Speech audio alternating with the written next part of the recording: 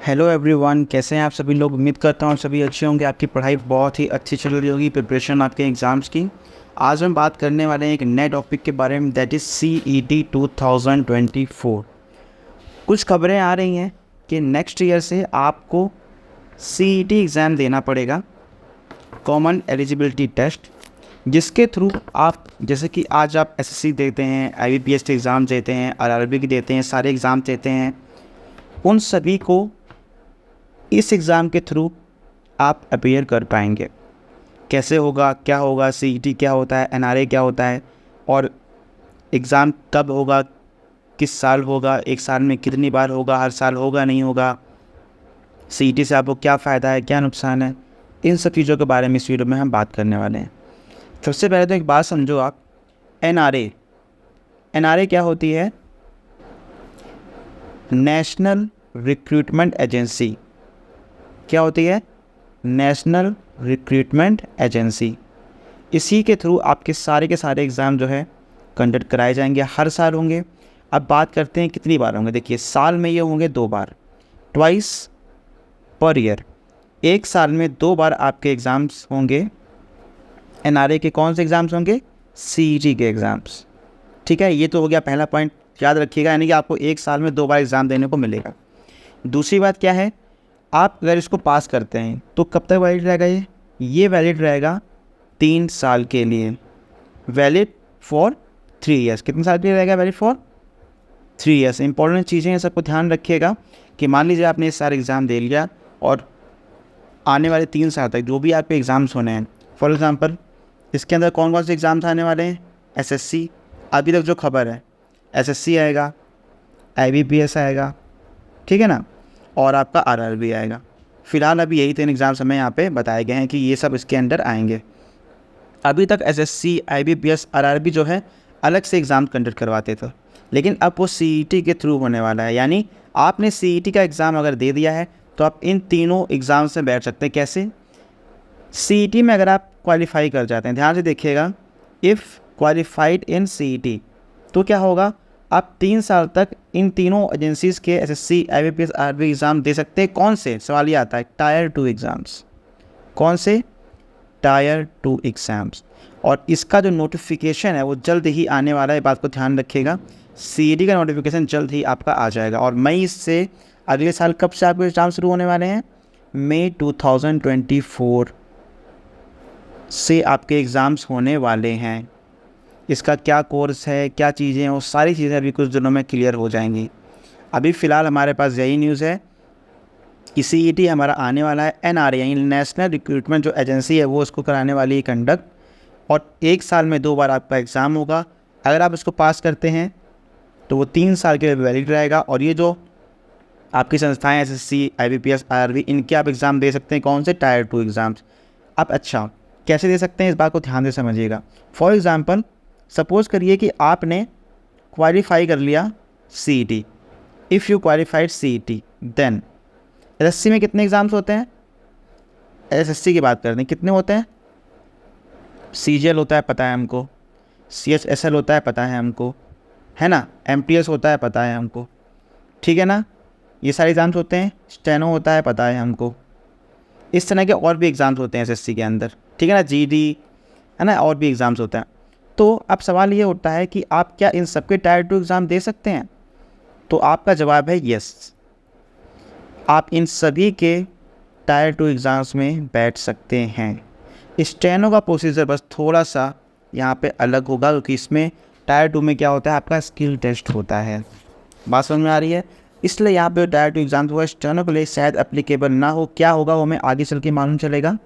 बात समझ में आई? लेकिन आपको स्टेनो के लिए भी आपको क्या करना पड़ेगा? आपको CET क्वालिफाई करना पड़ेगा। हो सकता है स्टेनो में क्या हो, अगर हम प्रॉपरली स्टेनो की बात कर लें तो स्टेनो में ये हो सकता है कि पहले आप क्या करेंगे? CET क्वालिफाई करेंगे। ध्यान से देखिएगा, स्टेप बता रहा हूँ आपको।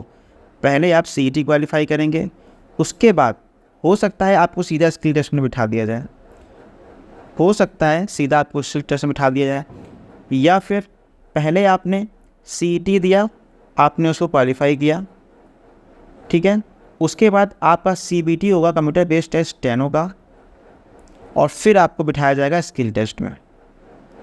ये 2 ऑप्शन है हमारे पास। मेरे हिसाब से इसके चांसेस जो हैं वो मुझे बहुत ही ज़्यादा लग रहे हैं। इसके आंसर मुझे 100% लग रहे हैं कि यही होने वाला है। ये चीज़ शायद ना हो स्टेनो की बात करें। बाकी अगर हम देखें MTS हो गया, CHSL हो गया, इसके लिए जो आपका एग्ज़ाम होगा वो आई थिंक इसके टायर 2 में आप बैठ सकते हैं। CGL हो गया, इसके टायर 2 में आप बैठ सकते हैं सीधा CET क्वालिफाई करके। अब बात कर लेते हैं अच्छा IBPS की। IBPS में क्या है, IBPS और आपका RRB, ये जो 2 आपकी एजेंसीज हैं जो अभी कराती हैं एग्ज़ाम कंडक्ट, इन दोनों के टायर 2 में आप आराम से बैठ सकते हैं CET क्वालिफाई करने के बाद। टायर 2 में आप आराम से इसमें बैठ सकते हैं, एग्ज़ाम अपना दे सकते हैं यानी। और सवाल ये होता है कब तक दे सकते हैं, ये सभी एग्ज़ाम्स आप कब तक दे सकते हैं, आप 3 साल तक दे सकते हैं। ये सभी एग्ज़ाम 3 इयर्स तक आप दे सकते हैं, 3 इयर्स तक आप दे सकते हैं। बात समझ में आ रही है या नहीं आ रही है?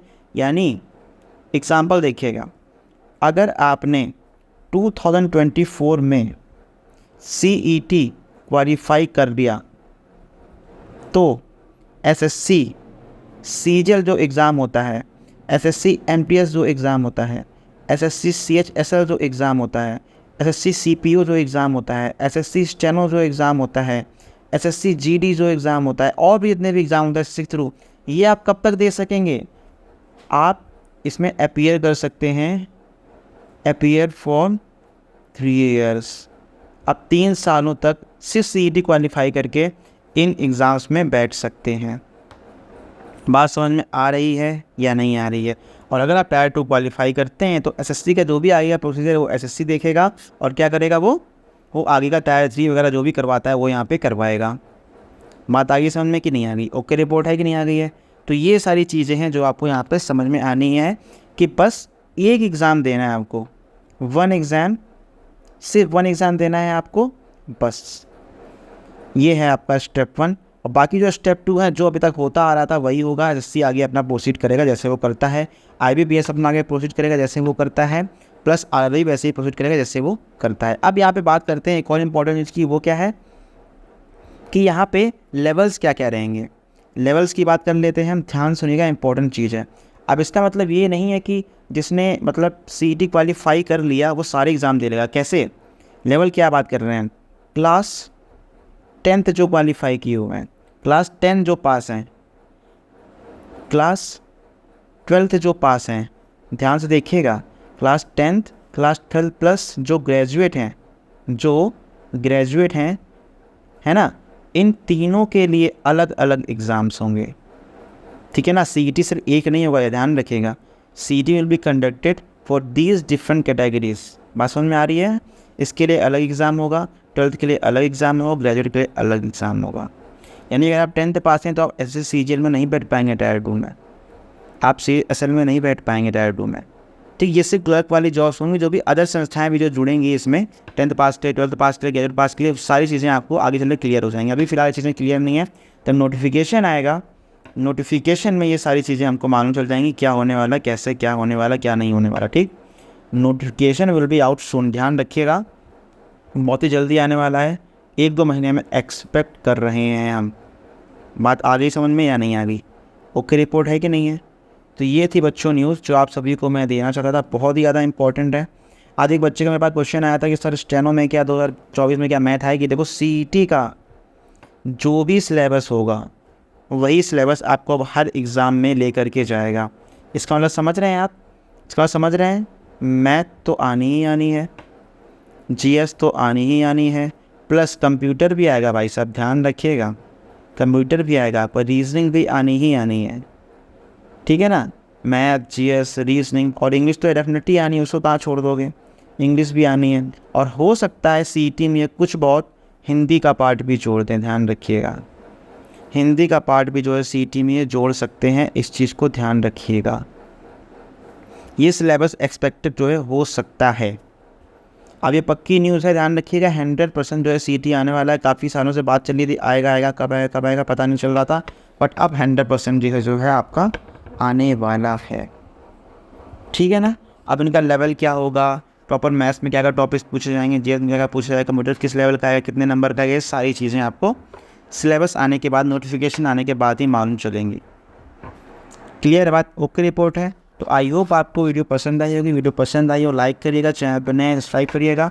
और अगर आप एग्ज़ाम्स क्वालिफाई करना चाहते हैं तो उसके लिए मेरा कोर्स भी चल रहा है, आप वो ज्वाइन कर सकते हैं इंग्लिश में, ठीक है ना। प्लस CET के लिए भी मैं आगे चलकर कोर्स लेके आऊँगा। आप चैनल से जुड़े रहिए और जो लोग भी प्रिपरेशन करना चाहते हैं SSC की या CET किसी भी चीज़ की, उनको इस चैनल के थ्रू बहुत ही ज़्यादा हेल्प दी जाएगी। जितना हमसे हो सकता है उतना आपको हेल्प दी जाएगी, ठीक है ना।